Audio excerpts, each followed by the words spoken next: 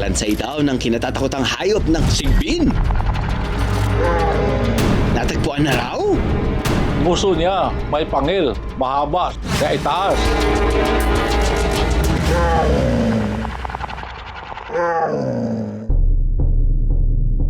Kwento pa ni Mang Ray, noon palang nagsimula siyang tumira dito, may mga naririnig na raw siyang nagtatakbuhan sa kisame ng bahay. Last 2 years, sige kalampag yan. Parang nagrabulan dyan sa isami. Apa minsan, sa gabi, sa madaling araw. Minsan, galit ako. Inano ko rin sila. Dahil naghabulan. Ayon sa isa sa dalawang tauhan ni Ray na nakadiskubre ng kalansay na si Herman, may isa't kalahating talampakan daw ang haba ng mga ito. Yung bungo ng nakuha naming hayop kasing laki ng kamao, kumplito yan. Kasi pag nakuha namin, nakahiga yan. Naniniwala silang ang mga ito ay hindi galing sa ordinaryong hayop. Nakita namin sa kisame, paniniwala nila, buto ng sigbin. Maraming pumupunta dito na mga taga-ibang lugar at saka doon na sa liblib o bundok, taga-bundok. Malayo pala sila. Nagsasabi agad, sigbin yan eh. Ang sigbin sa Philippine mythology ay isang mythical creature na matatagpuan daw sa Visayas at Mindanao.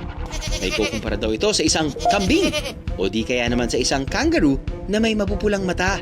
Sinasabi ring meron na itong malakas na amoy na malalaman mo kung ito'y malapit na. Ang mga paaraw nito, patalikod. Kaya pabaliktad ang paa nito dahil paatras nga ang kanyang lakad. So malalaman mo talagang kakaiba itong hayop dahil sa paglakad nito ng patras. Sinasabing sinisip-sip ang dugo ng taong kanyang biktima. Meron namang naniniwala na may sadyang nangangalaga ng mga sigbin na kung tawagin ay sigbinan. Ang mga sigbin daw ay tinatago sa naglalaki ang banga at ang tanging pinapakain dito ay uling. Kahit anong ipag-utos ng sigbinan ay agad daw na sinusunod ng mga sigbin. Kaya naman mapulang mga mata nito ay dahil mas aktibo raw ito sa gabi. Pero ang pinaka-natatakot na paniniwala ng mga ninunong Pilipino, ang mga sigbin daw ay alaga ng aswang. Ang hayop na madalas ikumpara sa sigbin ay ang kangaroo. Ang kangaroo, isang uri ng mammal, ay kabilang sa animal family na Macropus, na literally ang ibig sabihin ay Bigfoot. Makikita ang mga ito sa Eastern Australia. Pero hindi tulad ng sigbin, ang mga ito ay lumalaki ng lagpas sa 6 feet at kinikilalang pinakamalaking uri ng marsupial. Balikan natin ang mga butong nakita sa bahay ni Mang Ray. Ito nga kaya ay galing sa sigbin? Nang i-post niya ang mga litrato ng misteryosong nilalang sa Facebook, may taong kumontak daw sa kanya para bilhin ang mga buto. Bigla na lang nag-message sa akin na may hayop ba kayo dyan na nakapagtataka. Sabi ko, meron dito. Sabi niya, kaibigan ako sa isang German.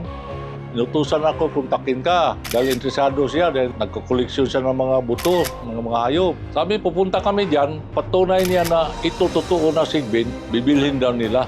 Sabi niya, 2 million. Ha? Hindi na muli pinansin ni Mang Ray ang agent dahil sa kanya, nagpa-prank lang ang mga ito. Pinuntahan ng isang veterinaryo ang kalansay kina Mang Ray para tukuyin ito.